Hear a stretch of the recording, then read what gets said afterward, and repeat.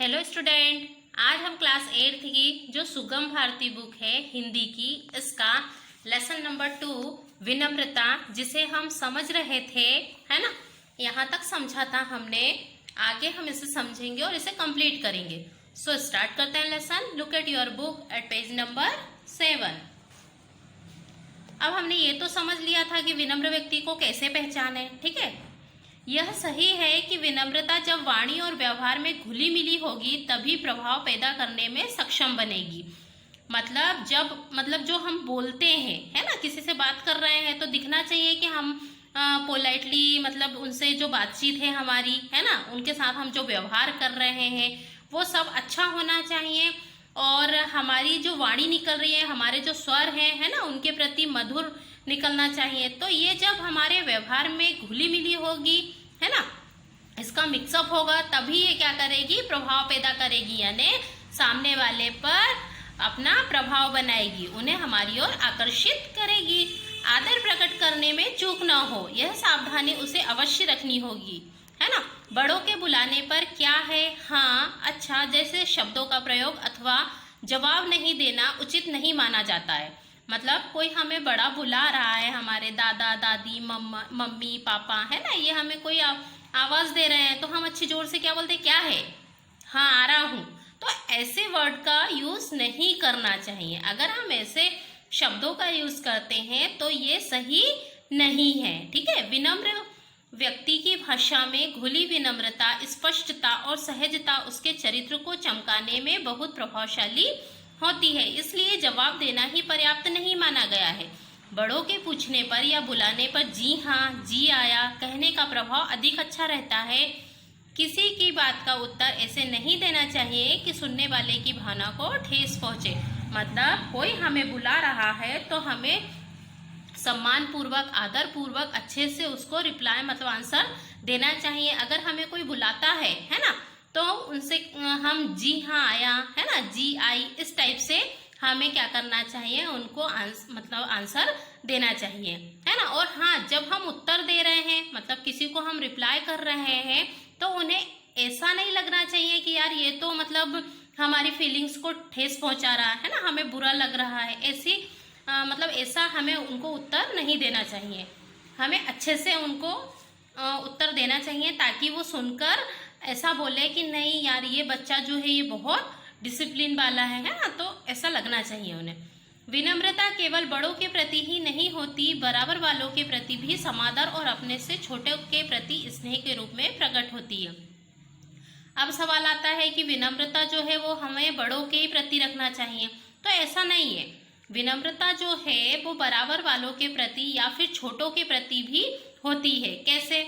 जैसे कि अगर हमसे मान लो कोई छोटा है, ठीक है, और वो हमें डांट रहा है या फिर अच्छे से रिप्लाई नहीं दे रहा है, तो हमें बहुत बुरा लगता है ना। और हम उसे डांटते हैं कि मैं बड़ा हूँ, मुझे अच्छे से बोलो, ठीक है, या बड़ी हूँ, मुझे अच्छे से जवाब दो, तो हमें कितना बुरा लगता है। लेकिन आपने कभी ये सोचा है कि जब आप छोटों से ऐसी बातें करते हो तो उनको कितना बुरा लगता होगा, या फिर उनकी जो फीलिंग्स है उसे कितनी ठेस पहुंचती होगी, है ना। आप ऐसा मत सोचो कि वो छोटे हैं, कुछ समझते नहीं है। आजकल के बच्चे या हमसे जो छोटे हैं वो सब कुछ समझते हैं, ठीक है। तो हमें ऐसा नहीं करना चाहिए, हमें उनके प्रति प्रेम भाव दर्शाना चाहिए, ठीक है। तो ये होती है विनम्रता छोटों के प्रति। अब बराबर वाले, है ना, जैसे हमारे फ्रेंड्स वगैरह होते हैं, तो वो हमसे अगर अच्छे से बात करते हैं तो हमें भी उनके प्रति अच्छे से बात, मतलब उनसे अच्छे से बात करनी चाहिए, है ना। अगर मान लीजिए वो हमें चिल्लाकर बात करते हैं तो हमें कितना बुरा लगेगा, ठीक है, लगेगा ना। तो ऐसा हमें नहीं करना चाहिए। अगर वो हमसे अच्छे से बात करते हैं तो हमें भी उनसे अच्छे से बात करना चाहिए। अगर हम चाहते हैं कि सभी व्यक्ति हमारे साथ अच्छा बिहेव करे, है ना, अच्छे से बातचीत करे, तो जैसा हम चाहेंगे दूसरों से, तो उससे पहले हमें भी दूसरों को वैसा ही देना पड़ेगा, ठीक है। तभी ये क्या होगी, मतलब हमारे अंदर विनम्रता के गुण कहलाएंगे। व्यक्तित्व को आकर्षक बनाने में इसकी महत्वपूर्ण भूमिका रही है। यदि हमारे लिए कोई कष्ट उठाकर कुछ काम करता है तो हमें उसके प्रति अपनी कृतज्ञता अवश्य प्रकट करनी चाहिए। मान लीजिए कोई ने आपके लिए कोई वर्क किया, ठीक है, तो उसे धन्यवाद अवश्य देना चाहिए। फॉर एग्जाम्पल, यदि बस या रेल में कोई व्यक्ति अपनी जगह हमें बैठने के लिए देता है तो उसे धन्यवाद देना कभी ना भूले। ऐसा करते समय लगना भी चाहिए कि हम उसे हृदय से धन्यवाद दे रहे हैं, केवल औपचारिकता का निर्वाह नहीं करें। जैसे कभी कभी हम जैसे यात्रा करते हैं ना, बस में जाते हैं, ठीक है, तो आपने देखा होगा कि आपको प्लेस नहीं मिली है ना, और कोई मतलब जैसे जेंट्स लोग बहुत समझदार होते हैं, कोई तो वो क्या करते हैं, उनकी प्लेस आपको दे देते हैं कि यार बच्चा खड़ा है, ठीक है, या फिर लेडीज खड़ी हुई है तो वो उनकी प्लेस आपको दे देते हैं।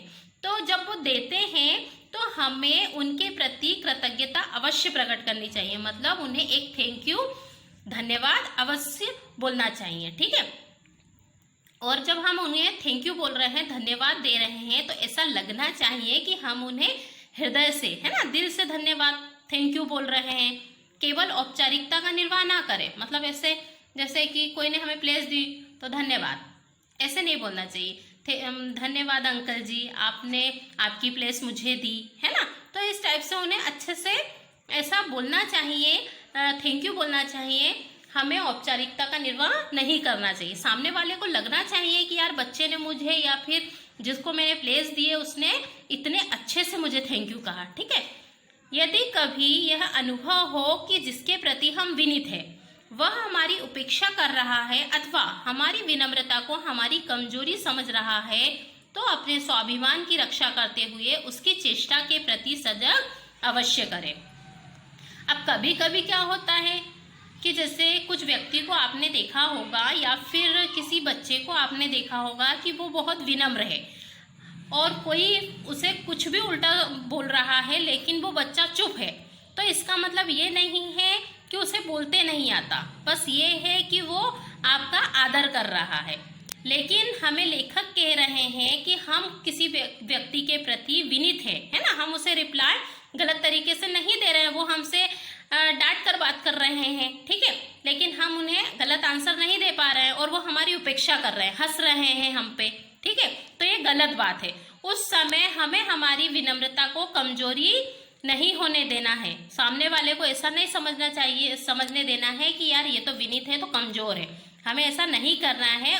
उन्हें उस टाइम पे हमें रिप्लाई अवश्य देना है, क्योंकि हमें अपने स्वाभिमान की रक्षा करते आनी चाहिए। तब यह भी विचार करें कि आपके व्यवहार में दम्भ तो नहीं, लेकिन हाँ, जब आप सामने वाले को रिप्लाई कर रहे हो तो उस समय ऐसा नहीं लगना चाहिए कि आपके व्यवहार में दम्भ है, मतलब घमंड है, गर्व है, ऐसा फील नहीं होना चाहिए। यदि हम दूसरों से विनम्र व्यवहार की अपेक्षा करते हैं तो हमसे भी वे ऐसी अपेक्षा क्यों न करें। ऐसे में हम दूसरों के दुर्गुणों को देखकर स्वयं अपने सद्गुणों को ही न छोड़ बैठे। मतलब हम अगर किसी व्यक्ति से यह अपेक्षा करते हैं कि वो हमसे अच्छा व्यवहार करे तो हमें भी उसके साथ अच्छा व्यवहार करना पड़ेगा, है ना। हम कभी कभी क्या होते हैं कि लोग अच्छी बातें नहीं सीखते और बुरी संगत में पढ़कर वो बुरी बातों को सीख लेते हैं, ठीक है, हमें नहीं पढ़ना, हमारा फ्रेंड तो पढ़ नहीं रहा, हम क्यों पढ़े, तो हम ये बुरी हैबिट को बैड हैबिट सीख चुके हैं। लेकिन ऐसा हमें नहीं करना है, हमें उनके बुरे जो गुण हैं उन्हें नहीं अपनाना है, बल्कि उन्हें अच्छे गुण देना है और उनके अच्छे गुणों को हमें अपने अंदर लाना है, ठीक है। विनम्रता सफलता की गारंटी भी है। अब आपने देखा होगा कि कोई शॉप पे जाते हो तो आप पूछते हो कि भैया इसके कितनी ईयर की गारंटी है, ठीक है, तो विनम्रता जो है वो सफलता की गारंटी। अगर आप में विनम्रता है तो आपको सक्सेस जरूर मिलेगी। विनम्र कारोबारी का व्यवसाय हमेशा फलता फूलता है। विनम्रता समस्या समाधान की कुंजी भी है।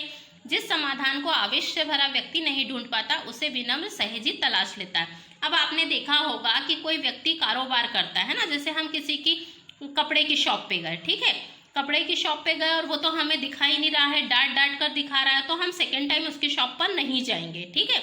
लेकिन कोई व्यक्ति ऐसा है जो हमें कपड़े दिखा रहा है ना, हम कपड़े खरीदने गए और हमें दिखा रहा है और बहुत सारे हमने उससे कपड़े निकलवा लिए हैं कि हमें ये वाला चाहिए, ये वाला दिखाओ, वो वाला दिखाओ, और हमने उसकी शॉप से बिल्कुल भी नहीं खरीदा, लेकिन उसको बिल्कुल भी गुस्सा नहीं आया, तो ऐसा व्यक्ति जो है उसकी शॉप पर हम बार बार जाना पसंद करेंगे, है ना, कि वो अंकल जी तो बहुत अच्छे हैं, गुस्सा भी नहीं करते हैं।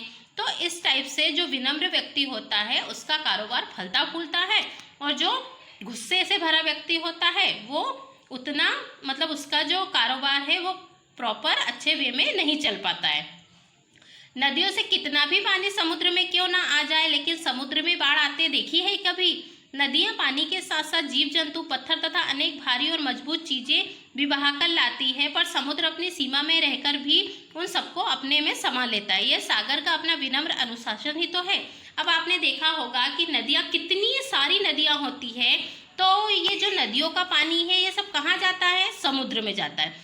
लेकिन समुद्र जो है वो अपने अंदर सभी को समा लेता है। क्यों? क्योंकि जैसे बाढ़ वगैरह आती है तो बहुत सारे जीव जंतु, बड़े बड़े पत्थर और भी पेड़ वगैरह सारी चीज़ें क्या हो जाती है? बह जाती है। तो ये सारी चीज़ें बहकर कहाँ जाती है? समुद्र में जाती है। तो समुद्र ऐसा नहीं बोलता है कि मुझे आपको नहीं रखना है ना, सभी को रख लेता है, अपने अंदर समा लेता है।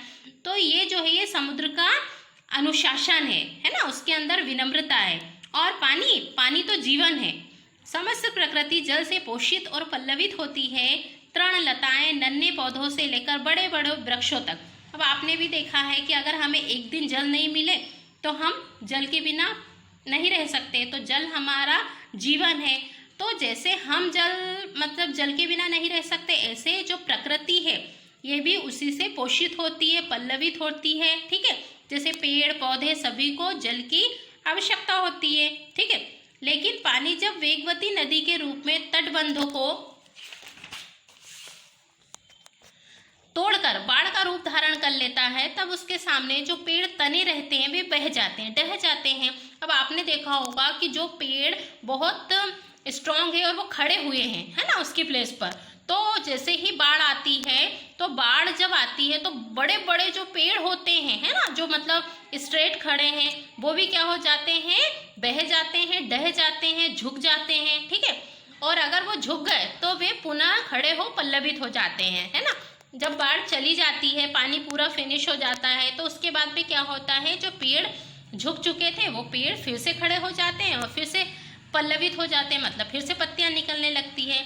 विनम्रता जीवंतता की पोशाक है, तो अहंकार विनाश का। अगर हम विनम्र हैं तो हम इस जीवन में बहुत कुछ कर सकते हैं, लेकिन अगर हमारे अंदर घमंड है तो हमारा जो विनाश है वो निश्चित है, ठीक है। तो ये था लेसन आपका विनम्रता, जो कंप्लीट हो गया है।